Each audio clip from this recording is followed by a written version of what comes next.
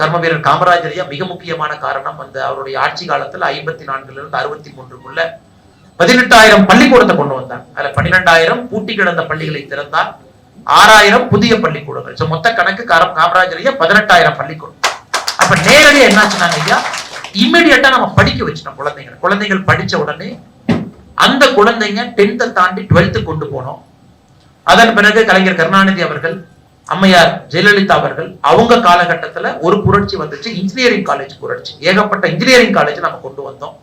So நமக்கு skilled people கிடைக்க ஆரம்பிச்சாங்க.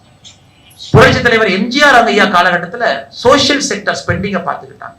சத்துணவு திட்டமாக இருக்கலாம், சாப்பாடு கொடுக்கணும், ரேஷன் கடையை சரிப்படுத்தணும். அவருடைய ஆட்சி காலத்துல ஒரு ஆட்சியாளர்களுமே ஒரு படி வேலை செஞ்சனால தமிழகத்தை பொறுத்தவரை 2000 ஆண்டு எட்டும் பொழுதே அடிப்படையிலே படித்தவர்கள், அடிப்படையில கிராமப்புறத்துல ஒரு கல்வி, சாயந்தரம் வேலை செஞ்சுட்டு வந்தீங்கன்னா கூட நைட்டு படிக்கிறதுக்கு ஒரு கல்வி, இதெல்லாம் தமிழகத்துல கொண்டு வந்துட்டு. அதனால தமிழகத்தை பொறுத்தவரை நம்முடைய ஹையர் எஜுகேஷன் லேர்னிங் 51%. அதாவது 100 குழந்தைகள் 8வதுல இருக்கிறாங்கன்னா 51 குழந்தைகள் காலேஜுக்குள்ள போறாங்க, 80 குழந்தைகள் 12th முடிக்கிறாங்க.